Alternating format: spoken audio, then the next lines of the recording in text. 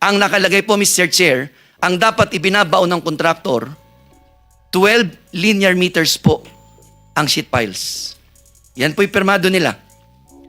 Pero kahapon lang po, bago ako pumunta ng Senado, ang actual po na sheet piles na ibinabaon, 3 meters. Yan po, maliwanag po. Kahapon lang po yan. Paano po hindi magiging substandard? Bakit po nila napayagan na gawa yan? Kasi ganito po oras nila ginagawa para maitago sa tao. Gabi. That is a picture taken 10:40 in the evening na nagbabaon ng sheet piles. Mr. Chair, bukod po dyan, meron pa po ngayong nawawalang proyekto. Sabi nila walang ghost. Ang alam ko po, pag specific sa GAA ang sitio, specific ang barangay, dapat ang project naroon sa sitio, nasa barangay. Sitio Dike, Barangay Apitong Nauhan, privilege speech of Senator Ping, I can attest na dun po sa barangay na yon, wala yung 189 million project na sabing kinonstruct. Sabi nila, meron daw kinonstruct sa ibang barangay. How can we attest that it is when there are multiple titles with no specific barangays and sitio? And Mr. Chair, bukod po sa Ghost Again, Project, may bago po kaming term sa Oriental Mindoro. Again, Mr. Chair, sino yung contractor? Po, Sino yung contractor? ito pong isa, St. Timothy po, elite. St. Ito Timothy. pong sa Apitong is elite. St. Timothy. Ito po ang St. Timothy. Ito pong Ghost sa Sitio Dike, elite. Oh, this guy again? Simple lang pong sinabi niya sa akin, Gob, maganda naman po sana yung disenyo. Kaya lamang po, alam nyo naman, may kailangan hong bigyan ng 25% sa taas. Ulitin ko po, ito sabi po ni Director Gerald Pacanan. At meron pong 5% na parking. Sabi din po niya, I can attest to the truth. Kung naman po, totoo man po hindi sa sinasabi niya, I am only stating what he told me not once, not twice, not thrice, but several occasions. Sino yung kausap mo? Director Gerald Pacanan po, ng Of the- DPWH Is he Region here? 4B. Is he here?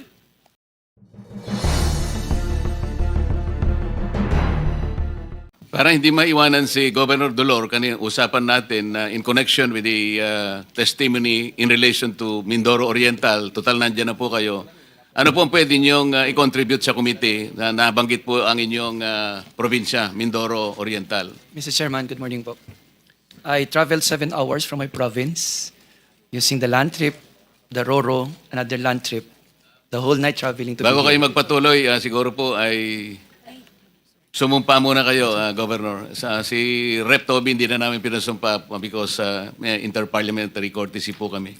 Pero kayo po ay... if it's necessary.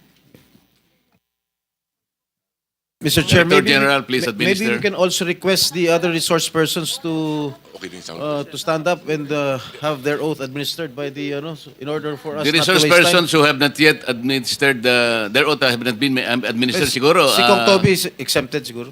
Those who are here for the first time. Kindly Those who are here for the first time, where are those resource persons?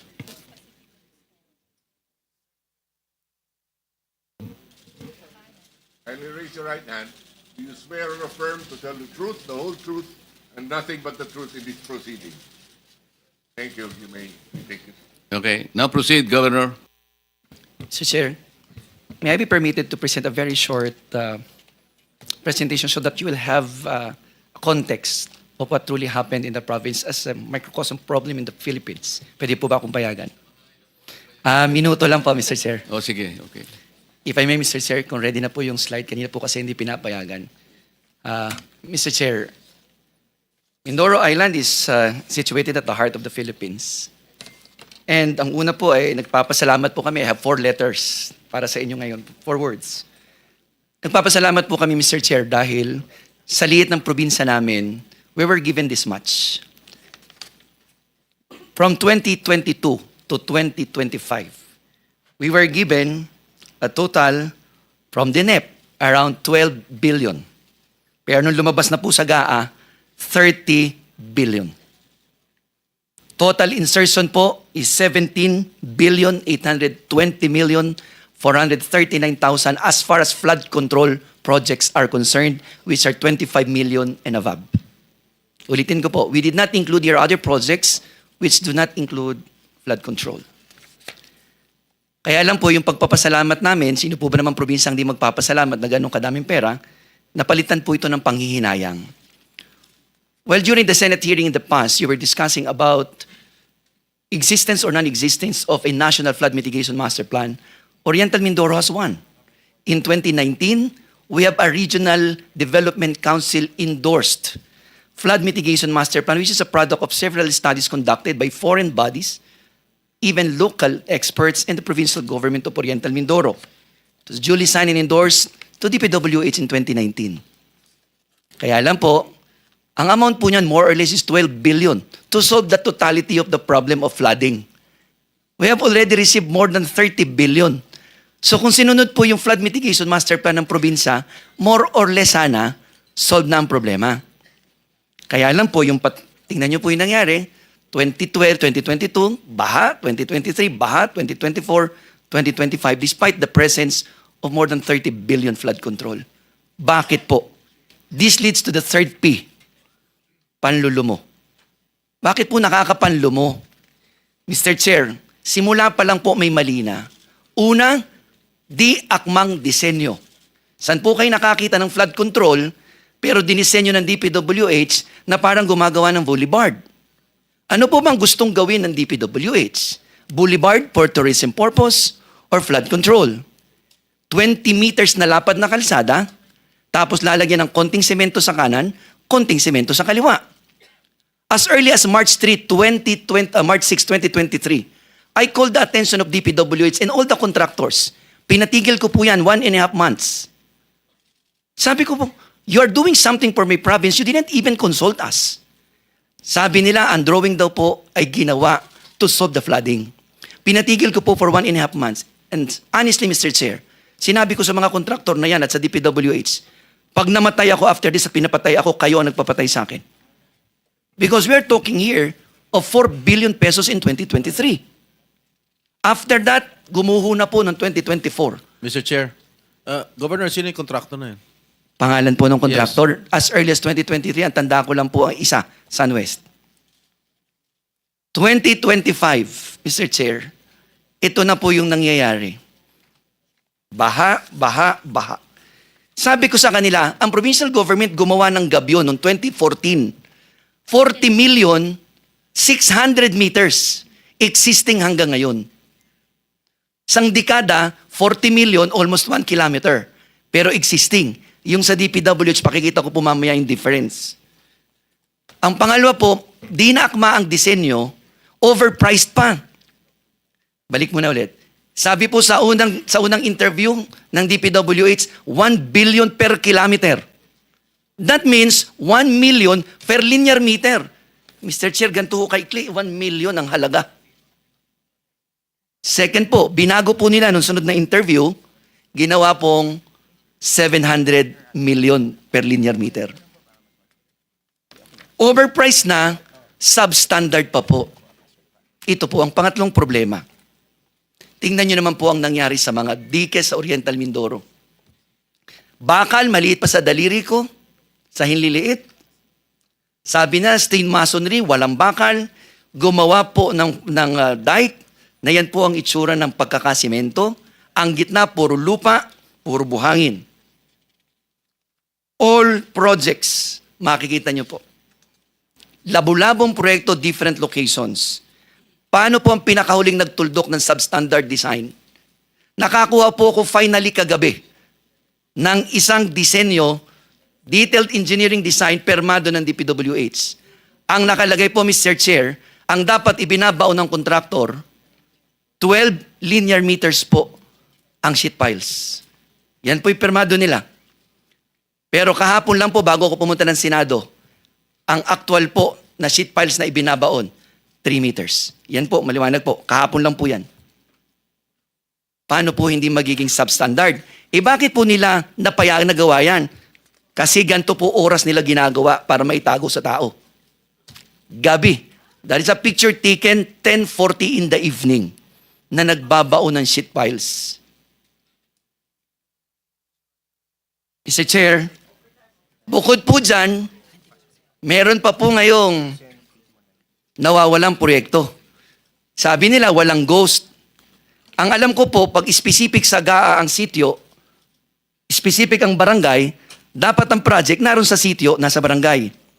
Sitio Dike, Barangay Apitong Nauhan, privilege speech of Senator Ping, I can attest na dun po sa barangay na yon, wala yung 189 million project na sabing kinonstruct.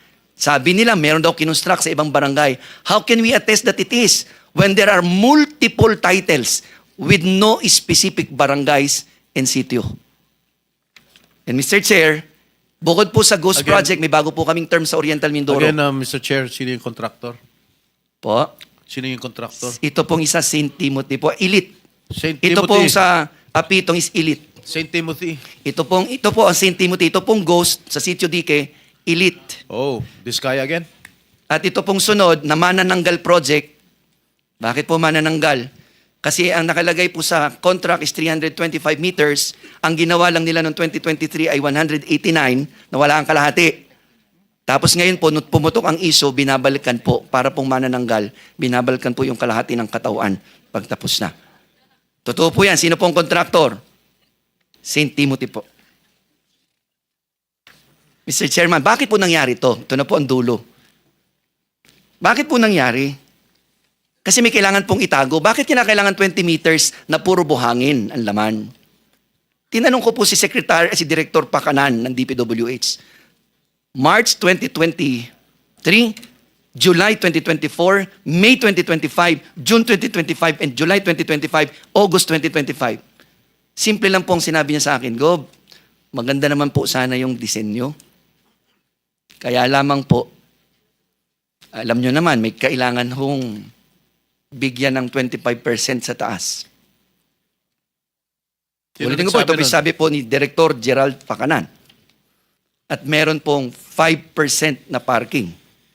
Sabi din po niya, I can attest to the truth. Kung naman po, totoo man po yun, hindi sa sinasabi niya, I am only stating what he told me not once, not twice, not thrice, but several occasions. Sino yung kausap mo?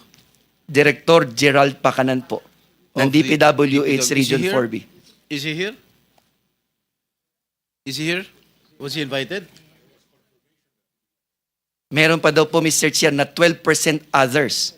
So 25% taas, I do not know what does it mean of 25% sa taas. 5% parking fee, I'm not familiar with parking fee. Basta yun lang po sinasabi niya. 12% others. So that's all in all, 42%. Ang nakalagay po sa Department Order 197 series of 2016, pag 150 million pataas ang project, entitled ang contractor to 8%. 42% plus 8% is 50%. So kalahati na lang po ang natira, Mr. Chair. Bukod pa po ang taxes and everything. Plus, 4 na beses na po kami nakahuli ng theft of minerals. Ang ginagawa po ng kontratista, kumukuha ng quarry sa lugar na bawal, walang quarry permit, abo. Kaya po nag-i-scaling ang project. Di pa po nagbabayad ng quarry tax ng tama. Magkano pa po yun? Kaya naman, Mr. Chair, ang dulo po nito, ng huli kong slide, ang dala ko po dito'y pag-asa.